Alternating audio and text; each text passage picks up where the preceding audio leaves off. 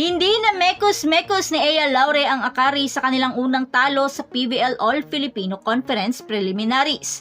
Mukhang isa ang Akari na bubulabog sa team standing pagdating ng panahon. Ibang Akari ang ating natunghayan sa laban nila kontra sa Cherry Tigo. Hindi na kayanan ng Laure Sisters na pigilan ang nag-iinit na si Dindin Santiago Manabat. Ano pa kaya ang dalang sorpresa ng Akari sa mga susunod na laban? Pero bago pa man ang lahat, huwag mo namang kalimutang mag-subscribe at i-spike ang notification bell para lagi kang updated sa mga volleyball ganap. Di naman mapigilan ng Brazilian coach na si Coach Jorge Di Brito ang matuwa sa nakuhang tagumpay nang matalo nila ang Cherry Tigo. 2 koponan na ang natalo ng Chargers na maituturing ring mga veteran team sa PBL. Kaya laking tuwa ni Coach Jorge dahil alam naman nating lahat na inulan ito ng bash dahil sa di manalong national team pati na rin ang kanyang team na Akari. Kaya it's a sign of relief na nakikipagsabayan na rin ang Akari sa mga mabibigat na koponan. Ipinakita ng Akari ang kanilang kahandaan at kakayahang kunin ang tagumpay at pabagsakin ang maituturing na malakas rin na koponan. Nakipagsabayan ang Akari sa Cherry Tigo sa bakbakan sa 2023 PBL All-Filipino Conference pero tinapos agad ng Akari sa loob ng 4-setter match sa score na 25-20, 18-25, 25-22 at 25-20 na panalo sa Antipolo City. Bigla namang naghalimaw si Dindin Manabat sa laban at muling nadiskubre ang kanyang dating forma at nakapagtala ng 21 points including 16 attacks, 4 na blocks at isang service ace nang makuhang pantayan ng Chargers ang crossovers na may 2 panalo at isang talong records sa single round elimination.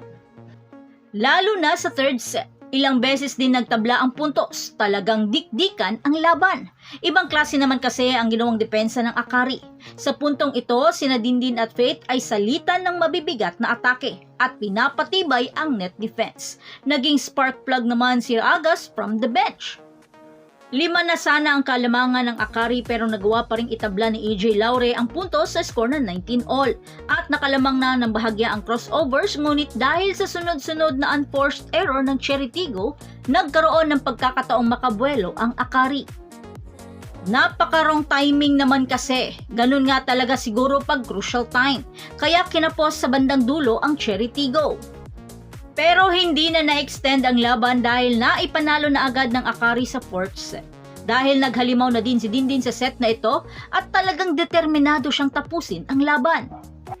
Naging katuwang ni Dindin si Faith Nisperos na nakapagtala ng 17 points including 12 attacks, 5 blocks with 14 excellent reception. Sa kabilang banda, hindi naman nagtagumpay ang Laure Sisters na itawid ang kupo ng Cherry Tigo. Nakapagtala si EJ ng 17 points habang si Ea ay may 14 points. Tumulong din si Robles ngunit kinapos din at nakapagtala ng 12 points.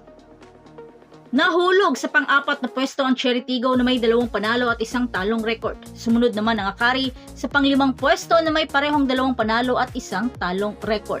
Bukas naman, October 26, haharapin ng Akari ang Farm Fresh Foxes sa alas 4 ng hapon, gaganapin sa Inares Center, Antipolo, habang ang Cherry Tigo ay haharap sa Gerflor Defender sa October 31 sa alas 2 ng hapon na gaganapin naman sa Phil Oil Eco Oil Center.